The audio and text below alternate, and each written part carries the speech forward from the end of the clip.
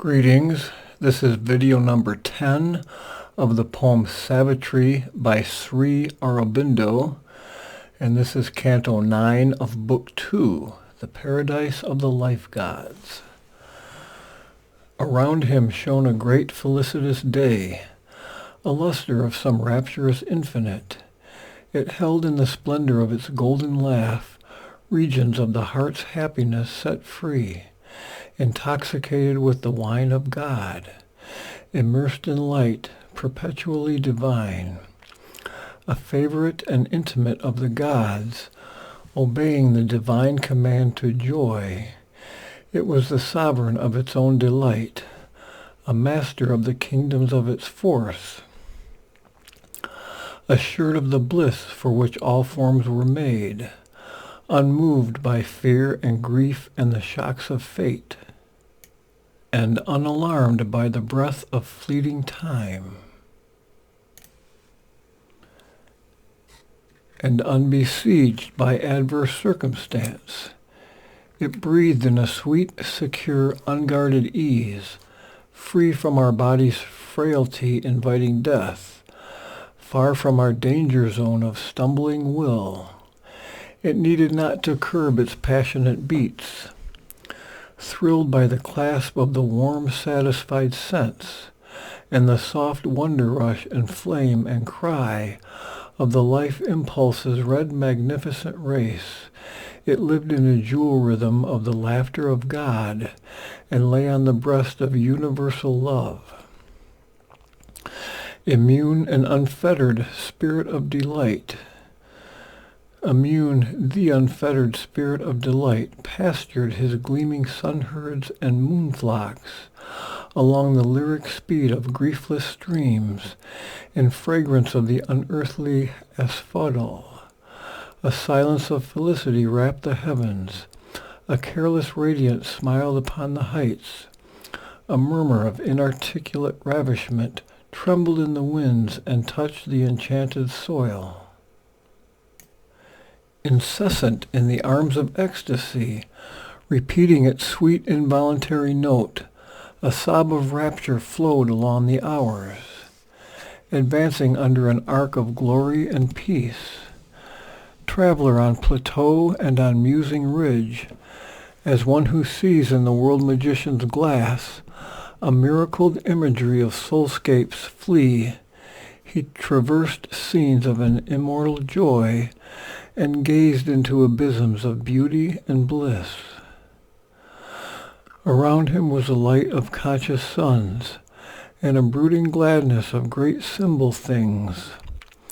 To meet him crowded plains of brilliant calm, mountains and violet valleys of the blessed, deep glens of joy and crooning waterfalls, and woods of quivering purple solitude. Below him lay like gleaming jeweled thoughts, rapt dreaming cities of Gandharva kings. Across the vibrant secrecies of space, a dim and happy music sweetly stole. Smitten by unseen hands, he heard heart close the harp's cry of the heavenly minstrels pass, and voices of unearthly melody chanted the glory of eternal love in the white-blue moonbeam air of paradise, a summit and core of all that marvelous world. Apart stood high Elysian nameless hills, burning like sunsets in a trance of eve, as if to some new unsearched profundity, into a joyful stillness plunged their base. Their slopes through a hurry of laughter and voices sank, crossed by a throng of singing rivulets, adoring blue heaven with their happy hymn, down into woods of shadowy secrecy, lifted into wide, voiceless mystery. Their peaks climbed toward a greatness beyond life. The shining Edens of the vital gods received him in their deathless harmonies. All things were perfect there that flower in time. Beauty was their creation's native mold, Peace was a thrilled, voluptuous purity. There love fulfilled her gold and roseate dreams, and strength her crowned in mighty reveries. Desire climbed up, a swift, omnipotent flame, and pleasure had the stature of the gods. Dream walked along the highways of the stars. Sweet common things turned into miracles. Overtaken by the spirit's sudden spell, smitten by a divine passion's alchemy, pain's self, compelled, transformed to potent joy, curing the antithesis twixt heaven and hell. All life's high visions are embodied there, her wandering hopes achieved, her aureate combs, caught by the honey-eater's darting tongue. Her burning guesses changed to ecstasied truths. Her mighty painting stilled in deathless calm and liberated her immense desires. In that paradise of perfect heart and sense, no lower note could break the endless charm of her sweetness, ardent and immaculate. Her steps are sure of their intuitive fall. After the anguish of the soul's long strife, at length were found calm and celestial rest, and, lapped in a magic flood of sorrowless hours, healed were his warrior nature's wounded limbs, in the encircling arms of energies that brooked no stain and feared not their own bliss. In scenes forbidden to our pallid sense, amid miraculous scents and wonder hues, he met the forms that divinize the sight, to music that can immortalize the mind and make the heart wide as infinity, listened, and captured the inaudible cadences that awake the occult ear. Out of the ineffable hush it hears them come, trembling with beauty of a wordless speech, and thoughts too great and deep to find a voice, thoughts whose desires new makes the universe. A scale of sense that climbed with fiery feet to heights of unimagined happiness, recast his being's aura in joy glow. His body glimmered like a skyey shell. His gates to the world were swept with seas of light. His earth, dowered with celestial competence, harbored a power that needed now no more to cross the closed custom line of mind and flesh and smuggle Godhead into humanity. It shrank no more from the Supreme's demand of an untired capacity for bliss, a might that could explore its own infinite, and beauty and passion and the depths reply, nor feared the swoon of glad identity, where spirit and flesh in inner ecstasy join, annulling the quarrel between self and shape. It drew from sight and sound spiritual power, made sense a road to reach the intangible. It thrilled with the supernal influences that build the substance of life's deeper soul. Earth nature stood reborn, comrade of heaven, a fit companion of the timeless kings, equaled with the godheads of the living sons. He mixed in the radiant pastimes of the unborn, heard whispers of the player never seen, and listened to his voice that steals the heart and draws it to the breast of God's desire, and felt its honey of felicity flow through his veins like the rivers of paradise, made body a nectar cup of the absolute. In sudden moments of revealing flame, in passionate responses half unveiled, he reached the rim of ecstasies unknown. A torch supreme surprised his hurrying heart. The clasp was remembered of the wonderful, and hints leaped down of white beatitudes. Eternity drew close, disguised as love, and laid its hand upon the body of time. A little gift comes from the immensitudes, but measureless to life its gain of joy. All the untold beyond is mirrored there. A giant drop of the bliss unknowable overwhelmed his limbs, and round his soul became a fiery ocean of felicity. He foundered, drowned in sweet and burning vasts. The dire delight that could shatter mortal flesh, the rapture that the gods sustain, he bore. Immortal pleasure cleansed him in its waves, and turned his strength into undying power. Immortality captured time and carried life. That is the end of Canto 9 of Book 2 of the poem Savitri by Sri Aurobindo.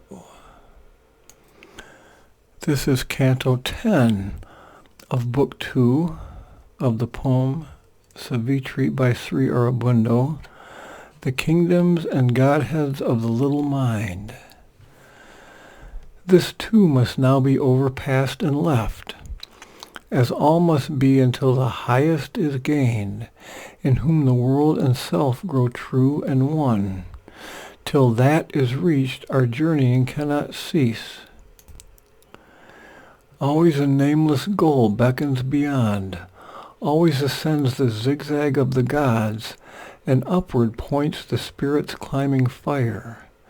This breath of hundred-hued felicity, and its pure heightened figure of time's joy, tossed upon waves of flawless happiness, hammered into single beats of ecstasy, this fraction of the spirit's integer, caught into a passionate greatness of extremes, this limited being lifted to zenith bliss, happy to enjoy one touch of things supreme, packed into its sealed small infinity, its endless time-made world outfacing time, a little outpost of God's vast delight. The moments stretched towards the eternal now. The hours discovered immortality, but, satisfied with their sublime contents, on peaks they seized whose tops halfway to heaven pointed to an apex they could never mount, to a grandeur in whose air they could not live. Inviting to their high and exquisite sphere, to their secure and fine extremities, this creature who hugs his limits to feel safe, these heights declined a greater adventure's call. A glory and sweetness of satisfied desire tied up the spirit to golden posts of bliss. It could not house the wideness of a soul which needed all infinity for its home. A memory soft as grass and faint as sleep, the beauty and call receding sank behind, like a sweet song heard fading far away upon the long high road of timelessness. Above was an ardent white tranquility. A musing spirit looked out on the worlds, and like a brilliant clamoring of skies, passing through clarity to an unseen light, large lucent realms of mind from stillness shone. But first he met a silver-gray expanse, where day and night had wedded and were one. It was a tract of dim and shifting rays, parting life's sentient flow from thought's self-poise. A coalition of uncertainties there exercised uneasy government on a ground reserved for doubt and reasoned guess, a rendezvous of knowledge with ignorance. As its low extremity held difficult sway, a mind that hardly saw and slowly found its nature to our earthly nature close and kin to our precarious mortal thought that looks from soil to sky and sky to soil, but knows not the below nor the beyond. It only sensed itself and outward things. This was the first means of our slow ascent from the half-conscious conscience of the animal soul, living in a crowded press of shape events, in a realm it cannot understand nor change. Only it sees and acts in a given scene, and feels and joys and sorrows for a while. The ideas that drive the obscure embodied spirit along the roads of suffering and desire in a world that struggles to discover truth found here their power to be and nature force. Here are devised the forms of an ignorant life that sees the empiric fact as settled law, labors for the hour and not for eternity, and trades its gains to meet the moment's call. The slow process of a material mind, which serves the body it should rule and use, and needs to lean upon an erring sense, was born in that luminous obscurity. Advancing tardily from a limping start, crutching hypothesis on argument, throning its theories as certitudes, it reasons from the half-known to the unknown, ever constructing its frail house of thought, ever undoing the web that it has spun. A twilight sage whose shadow seems to himself, moving from minute to brief minute, lives, a king dependent on his satellites, signs the decrees of ignorant ministers, a judge in half possession of his proofs, a voice claimant of uncertainty's postulates, an architect of knowledge, not its source. This powerful bondslave of his instruments thinks his low station nature's highest top, oblivious of his share in all things made, and haughtily humble in his own conceit, believes himself a spawn of matter's mud, and takes his own creation for his cause. To eternal light and knowledge meant to rise. Up from man's bare beginning is our climb. Out of earth's heavy smallness we must break. We must search our nature with spiritual fire. An insect crawl preludes our glorious flight. Our human state cradles the future God, our mortal frailty and immortal force. At the glowworm top of these pale glimmer realms, where dawn sheen gambled with the native dusk, and helped the day to grow and night to fail, escaping over a wide and shimmering bridge, he came into a realm of earthly light and the regency of a half-risen sun. Out of its rays our mind's full orb was born, appointed by the Spirit of the worlds to mediate with the unknowing depths, a prototypal deft intelligence, half poised on equal wings of thought and doubt, toiled ceaselessly twixt being's hidden ends. A secrecy breathed in life's moving act, a covert nurse of nature's miracles. It shaped life's wonders out of matter's mud. It cut the pattern of the shapes of things. It pitched mind's tent in the vague ignorant vast. A master magician of measure and device has made an eternity from recurring forms, and to the wandering spectator thought assigned a seat on the inconscient stage. On earth, by the will of this arch-intelligence, a bodily energy put on matter's robe. Proton and photon serve the imager eye to change things subtle into a physical world, and the invisible appeared as shape, and the impalpable was felt as mass. Magic of percept joined with concept's art, and lent to each object an interpreting name. Idea was disguised in a body's artistry, and by a strange atomic law's mystique, a frame was made in which the sense could put its symbol picture of the universe. Even a greater miracle was done. The mediating light linked body's power, the sleep and dreaming of the tree and plant, the animal's vibrant sense, the thought in man, to the effulgence of a ray above. its skill endorsing matters right to think, cut sentient passages for the mind of flesh, and found a means for nescience to know, offering its little squares and cubes of word as figured substitutes for reality, a mummified mnemonic alphabet.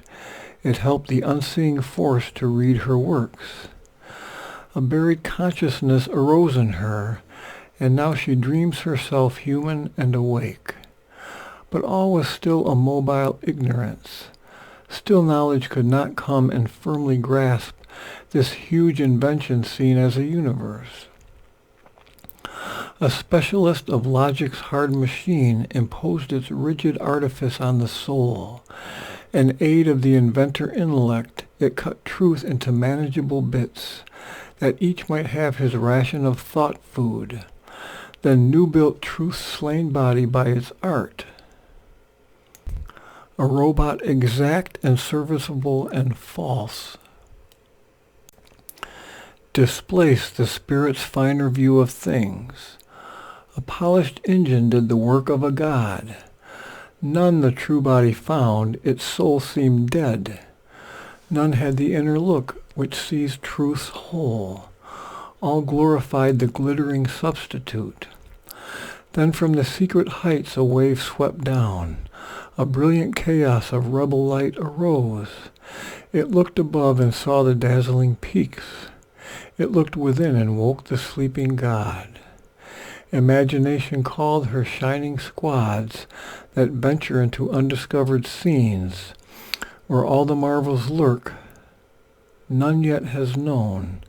Lifting her beautiful and miraculous head, she conspired with inspiration's sister brood to fill thought skies with glimmering nebulae. A bright air fringed the mystery altar's frieze. Darkness grew nurse to wisdom's occult sun. Myth suckled knowledge with her lustrous milk. The infant passed from dim to radiant breasts.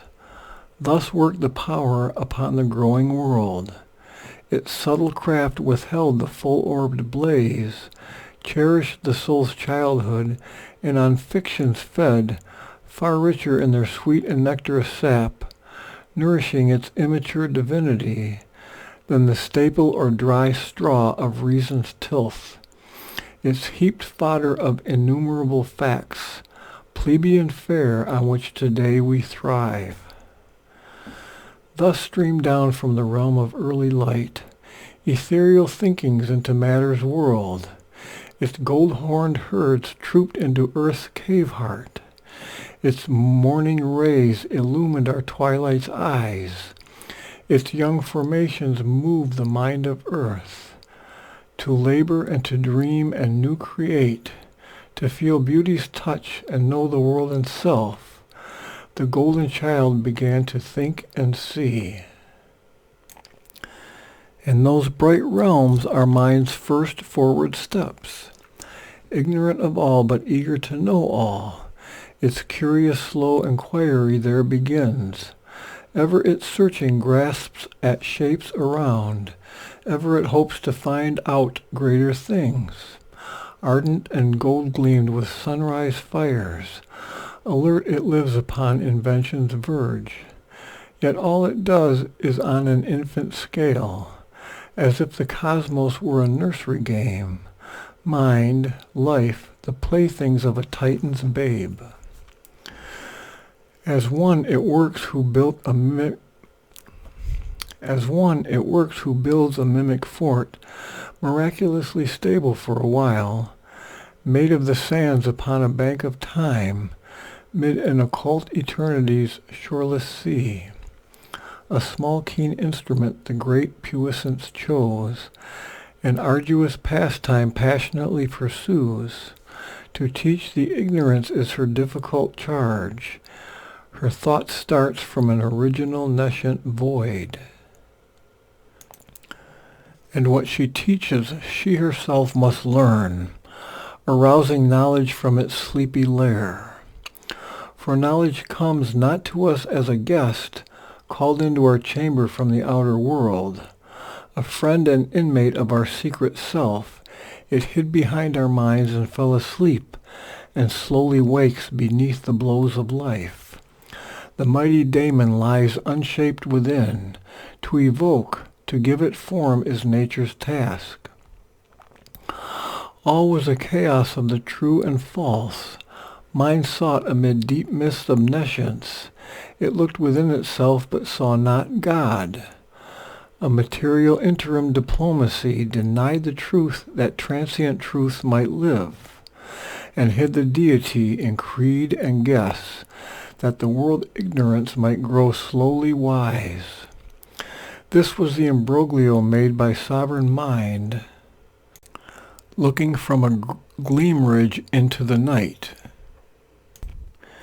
In her first tamperings with inconscience, its alien dusk baffles her luminous eye. Her rapid hands must learn a cautious zeal. Only a slow advance the earth can bear. Yet was her strength unlike the unseeing earth, compelled to handle makeshift instruments invented by the life force and the flesh. Earth all perceives through doubtful images.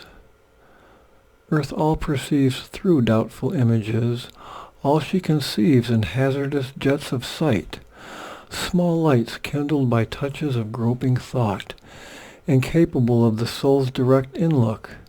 She sees by spasm and soldier's knowledge scrap.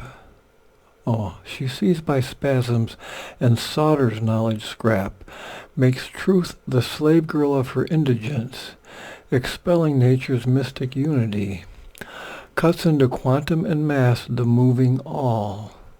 She takes for measuring rod her ignorance, in her own domain a pontiff and a seer, that greater power with her half-risen sun, wrought within limits but possessed her field. She knew by a privilege of thinking force, and claimed an infant sovereignty of sight. In her eyes, however darkly fringed, was lit the archangel's gaze, who knows inspired his acts, and shapes a world in its far-seeing flame. In her own realm she stumbles not nor fails, but moves in boundaries of subtle power, across which mind can step towards the sun. A candidate for a higher suzerainty, a passage she cut through from night to light, and searched for an ungrasped omniscience. A dwarf, three-bodied trinity was her serf. First, smallest of the three, but strong of limb, a low brow with a square and heavy jowl, a pygmy thought needing to live in bounds, forever stooped to hammer fact and form. Absorbed and cabined in external sight, it takes its stand on nature's solid base, a technician admirable, a thinker crude, a riveter of life to habit's grooves, obedient to gross matter's tyranny, a prisoner of the molds in which it works. It binds itself by what itself creates. A slave of a fixed mass of absolute rules, it sees as law the habits of the world. It sees as truth the habits of the mind. In its realms of concrete images and events, turning in a worn circle of ideas, and ever repeating old familiar acts, it lives content with the common and the known. It loves the old ground that was its dwelling place, abhorring change as an audacious sin, distrustful of each new discovery. Only it advances step by careful step, and fears as if a deadly abyss the unknown. A prudent treasurer of its ignorance, it shrinks from adventure, blinks at glorious hope, preferring a safe foothold upon things to the dangerous joy of wideness and of height. The world's slow impressions on its laboring mind, tardy imprints almost indelible, increase their value by their poverty. The old sure memories are its capital stock. Only what sense can grasp seems absolute. External fact it figures as sole truth. Wisdom identifies with the earthward look, and things long known and actions always done are to its clinging hold a balustrade of safety on the perilous stair of time. Heaven's trust to it are the established ancient ways, immutable laws man has no right to change. A sacred legacy from the great dead past, or the one road that God has made for life, a firm shape of nature never to be changed, part of the huge routine of the universe. A smile from the preserver of the worlds, sent down of old this guardian mind to earth, that all might stand in their fixed, changeless type, and from their secular posture never move. One sees it circling, faithful to its task, tireless in an assigned tradition's round.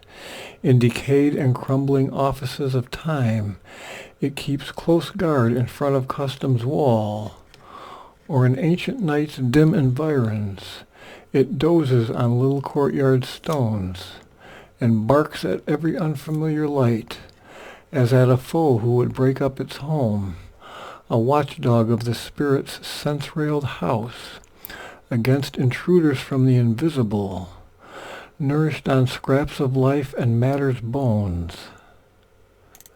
In its kennel of objective certitude, and yet behind it stands a cosmic might. A measured greatness keeps its vaster plan. A fathomless sameness rhythms the tread of life. The stars' changeless orbits furrow inert space. A million species follow one mute law. A huge inertness is the world's defense. Even in change is treasured changelessness. Into inertia revolution sinks. In a new dress the old resumes its role. The energy acts. The stable is its seal. On Shiva's breast is stayed the enormous dance. A fiery spirit came, next of the three, a hunchback rider of the red wild ass. A rash intelligence leaped down lion-maned from the great mystic flame that rings the worlds, and with its dire edge eats at being's heart. Thence sprang the burning vision of desire. A thousand shapes it wore, took numberless names. A need of multitude and uncertainty picks it forever to pursue the one, on countless roads across the vasts of time, through circuits of unending difference. It burns all breasts with an ambiguous fire. A radiance gleaming on a murky stream, it flames toward heaven, then sank, engulfed towards hell. It climbed to drag down truth into the mire, and used for muddy ends its brilliant force. A huge chameleon, gold and blue and red, turning to black and gray and lurid brown.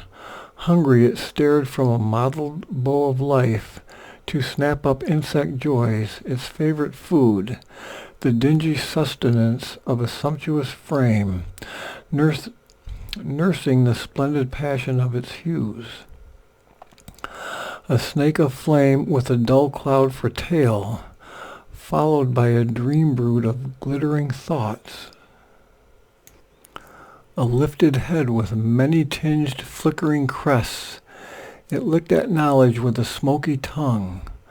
A whirlpool sucking in an empty air, it based on vacancy stupendous claims, in nothingness born to nothingness returned, yet all the time unwittingly it drove towards the hidden something that is all.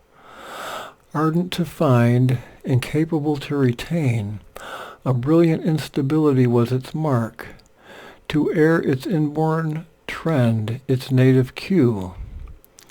At once to an unreflecting credence prone, it thought all true that flattered its own hopes. It cherished golden nothings born of wish. It snatched at the unreal for provender. In darkness it discovered luminous shapes, peering into a shadow-hung half-light. It saw hued images scrawled on fancy's cave, or it swept in circles through conjecture's night, and caught in imagination's camera bright scenes of promise held by transient flares, fixed in life's air the feet of hurrying dreams, kept prints of passing forms and hooded powers, and flash images of half-seen verities. An eager spring to seize and to possess, unguided by reason or the seeing soul, was its first natural motion and its last. It squandered life's force to achieve the impossible. It scorned the straight road and ran on wandering curves, and left what it had won for untried things. It saw unrealized aims as instant fate, and chose the precipice for its leap to heaven. Adventure its system in the gamble of life. It took fortuitous gains as safe results. Error discouraged not its confident view, ignorant of the deep law of being's ways, and failure could not slow its fiery clutch. One chance made true warranted all the rest. Attempt, not victory, was the charm of life. An uncertain winner of uncertain stakes, instinct its dam and the life-mind its sire, it ran its race and came in first or last. Yet were its works nor small and vain nor null. It nursed a portion of infinity's strength, and could create the high things its fancy willed. Its passion caught what calm intelligence missed. Insight of impulse laid its leaping grasp on heaven's high thought, had hidden in dazzling mist, caught glimmers that revealed a lurking sun. It probed the void and found a treasure there. A half-intuition purpled in its sense. It threw the lightning's fork and hit the unseen. It saw in the dark and vaguely blinkered in the light. Ignorance was its field, the unknown its prize. Of all these powers the greatest was the last. Arriving late from a far plane of thought, into a packed irrational world of chance, where all was grossly felt and blindly done, yet the haphazard seemed the inevitable, came reason, the squat Godhead artisan, to her narrow house upon a ridge in time. Adept of clear contrivance and design, a pensive face and close impering eyes, she took her firm and irremovable seat, the strongest, wisest of the troll-like three. Armed with her lens and measuring rod and probe, she looked upon an object universe, and the multitudes that in it live and die, and the body of space and the fleeing soul of time, and took the earth and stars into her hands to try what she could make of these strange things. In her strong, purposeful, laborious mind, inventing her scheme lines of reality, in the geometric curves of her time plan, she multiplied her slow half-cuts at truth. Impatient of enigma and the unknown, intolerant of the lawless and the unique, imposing reflection on the march of force, imposing clarity on the unfathomable, she strove to reduce to rules the mystic world. Nothing she knew, but all things hoped to know. In dark inconscient realms, once void of thought, missioned by a supreme intelligence to throw its ray upon the obscure vast, an imperfect light leading an erring mass, by the power of sense and the idea and word, she ferrets out nature's process, substance, cause. all life to harmonize by thought's control. She with the huge imbroglio struggles still, ignorant of all but her own seeking mind. To save the world from ignorance she came. A sovereign worker through the centuries, observing and remolding all that is, confident she took up her stupendous charge. There the low bent and mighty figure sits, bowed under the arc lamps of her factory home, amid the clatter and ringing of her tools. A rigorous stare in her creative eyes, coercing the plastic stuff of cosmic mind. She sets the hard inventions of her brain in a pattern of external fixity, indifferent to the cosmic dumb demand, unconscious of too close realities, of the unspoken thought, the voiceless heart. She leans to forge her credos and iron codes and metal structures to imprison life and mechanic models of all things that are. For the world seen she weaves a world conceived. She spins in stiff but unsubstantial lines her gossamer word webs of abstract thought, her segment systems of the infinite, her theodicies and cosmogenic charts, and myths by which she explains the inexplicable. At will she spaces in thin air of mind, like maps in the schoolhouse of intellect hung, forcing wide truth into a narrow scheme. Her numberless warring strict philosophies, out of nature's body of phenomenon, she carves with thought's keen edge in rigid lines, like rails for the world magician's power to run, her sciences precise and absolute. On the huge bare walls of human nescience, written round nature's deep dumb hieroglyphs, she pens in clear and demotic characters the vast encyclopedia of her thoughts, an algebra of her mathematic signs, her numbers and unerring formulas. She builds to clinch her summary of things. On all sides runs as if in a cosmic mosque, tracing the scriptural verses of her laws, the daedal of her patterned arabesques, art of her wisdom, artifice of her lore. This art, this artifice are her only stock. In her high works of pure intelligence, in her withdrawal from the senses trap, there comes no breaking of the walls of mind. There leaps no rending flash of absolute power. There dawns no light of heavenly certitude. A million faces wear her knowledge here, and every face is turbaned with a doubt.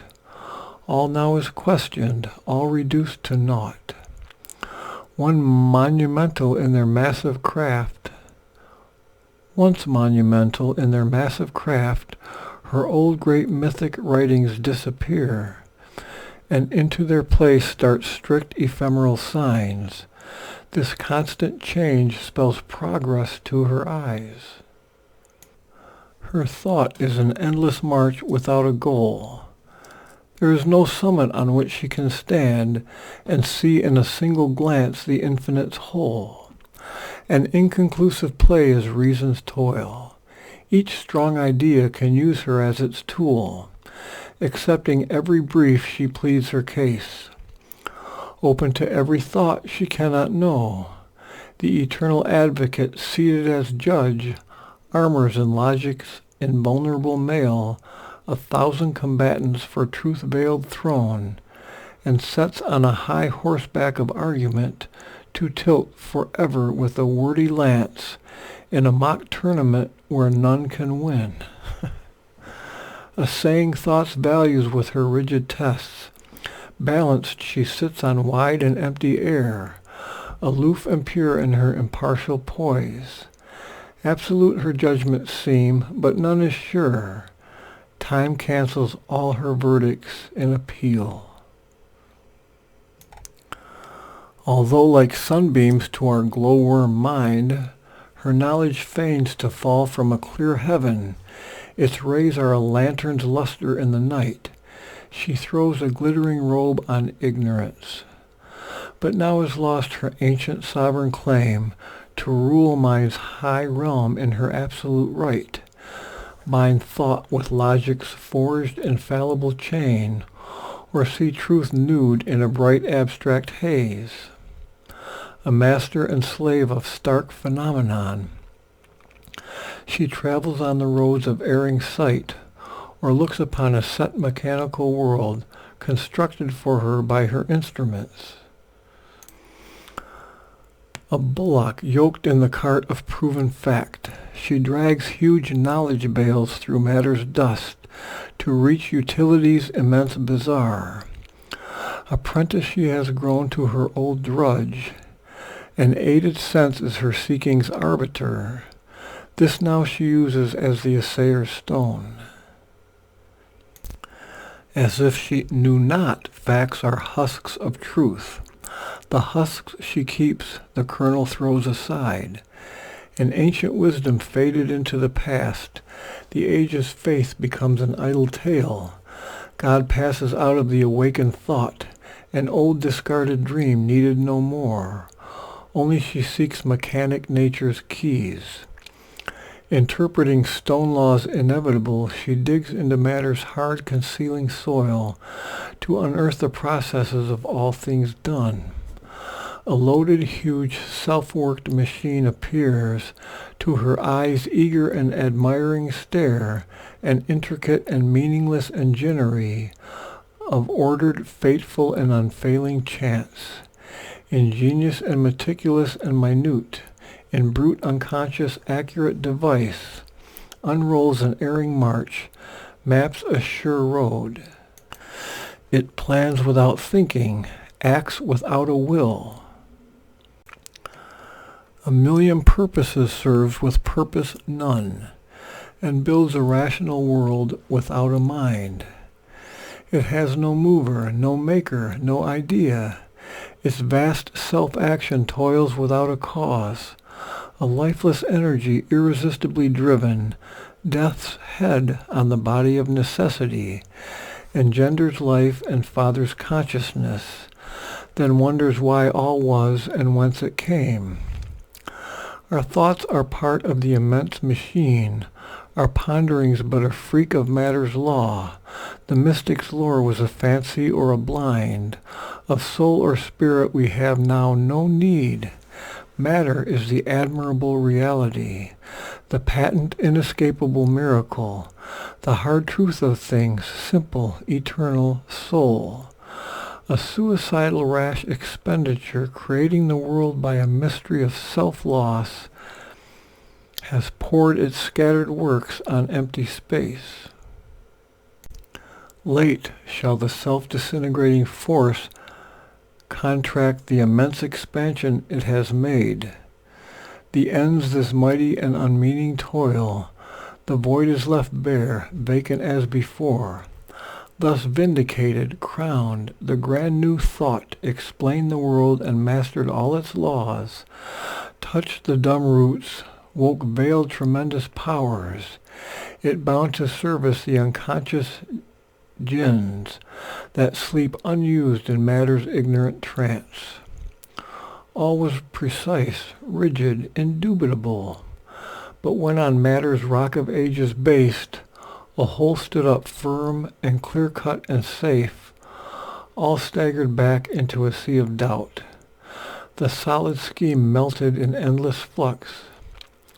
She had met the formless power inventor of forms. Suddenly she stumbled upon things unseen, a lightning from the undiscovered truth. Startled her eyes with its perplexing glare, and dug a gulf between the real and known, till all her knowledge seemed an ignorance. Once more the world was made a wonder-web, a magic's process in a magical space, an unintelligible miracle's depths, whose source is lost in the ineffable. Once more we face the blank unknowable. In a crash of values, in a huge doomcrack, in the sputter and scatter of her breaking work, she lost her clever, conserved, constructed world. A quantum dance remained, a sprawl of chance in energy's stupendous tripping whirl.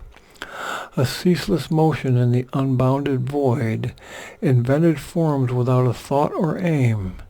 Necessity and cause were shapeless ghosts. Matter was an incident in being's flow. Law but a clockwork habit of blind force.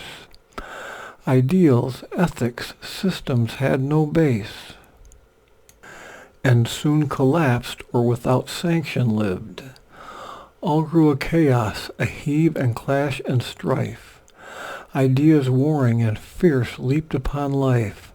A hard compression held down anarchy, and liberty was only a phantom's name.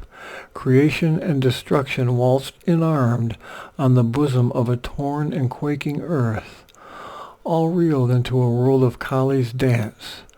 Thus tumbled, sinking, sprawling in the void, clutching for props, a soil on which to stand, she only saw a thin atomic vast, the rare point sparse substratum universe on which floats a solid world's phenomenal face. Alone a process of events was there, and nature's plastic and protean change, and, strong by death to slay or to create, the riven invisible atom's omnipotent force. One chance remained that here might be a power to liberate man from the old inadequate means and leave him sovereign of the earthly scene. For reason then might grasp the original force to drive her car upon the roads of time. All then might serve the need of the thinking race. An absolute state found orders absolute. To a standardized perfection cut all things. In society build a just exact machine. Then science and reason, careless of the soul, could iron out a tranquil uniform world. Aeonic seekings glut with outward truth, and a single pattern thinking force on mind, inflicting matter's logic on spirit's dreams. Inflicting matter's logic on spirit's dreams. A reasonable animal make of man, and a symmetrical fabric of his life. This would be nature's peak on an obscure globe, the grand result of the long age's toil, Earth's evolution crowned, her mission done. So might it be if the spirit fell asleep. Man then might rest content and live in peace, master of nature who once her bondslave worked, the world's disorder hardening into law. In life's dire heart arose not in revolt, if God within could find no greater plan. But many-visaged is the cosmic soul.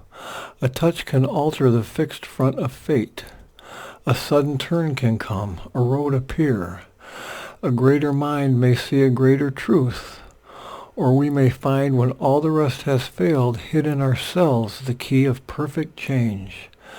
Ascending from the soil where creep our days, earth's consciousness may marry with the sun, our mortal life ride on the spirit's wings, our finite thoughts commune with the infinite. In the bright kingdoms of the rising sun, all is a birth into a power of light. All here deformed guards there its happy shape. Here all is mixed and marred, there pure and whole. Yet each is a passing step, a moment's phase.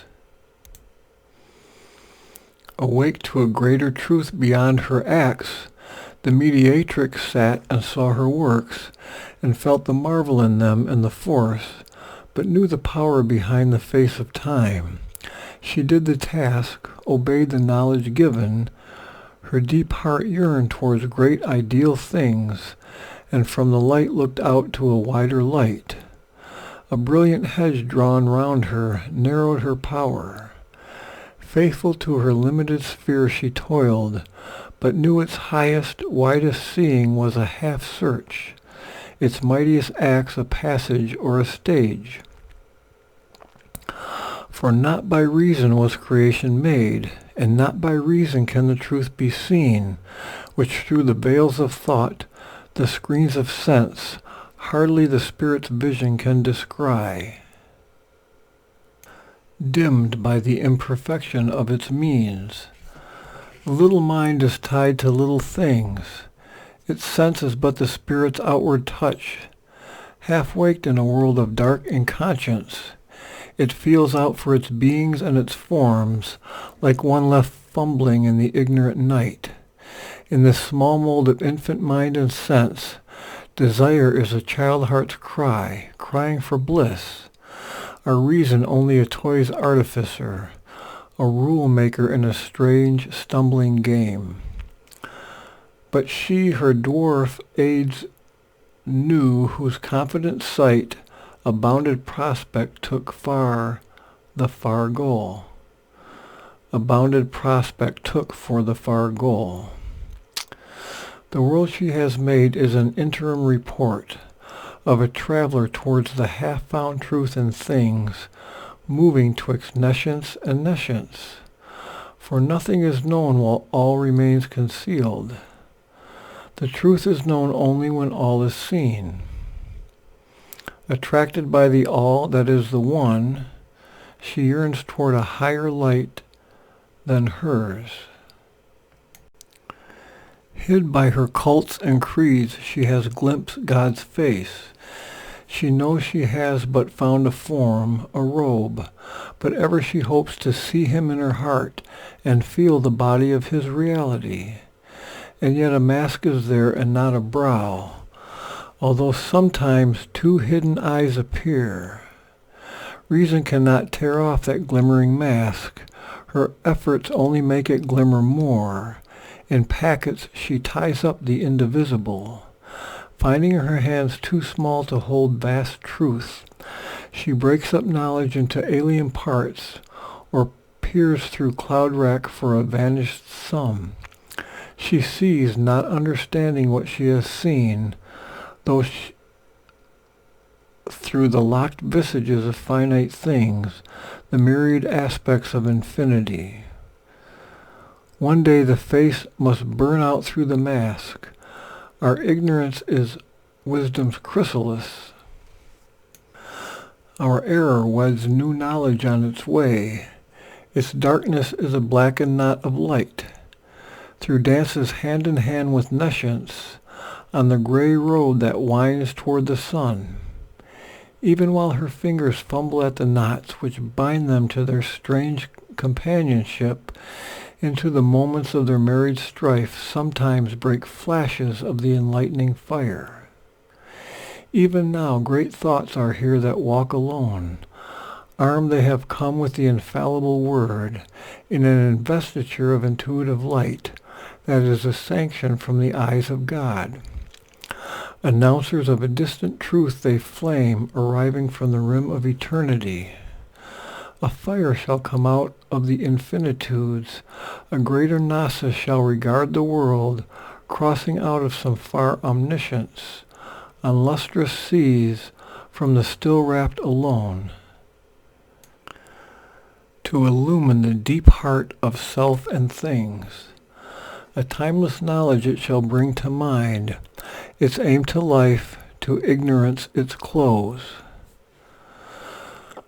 Above in a high breathless stratosphere, overshadowing the dwarfish trinity, lived aspirants to a limitless beyond, captives of space, walled by the limiting heavens, in the unceasing circuits of the hours, yearning for the straight paths of eternity, and from their high station look down on this world, two sun-gazed daemons witnessing all that is.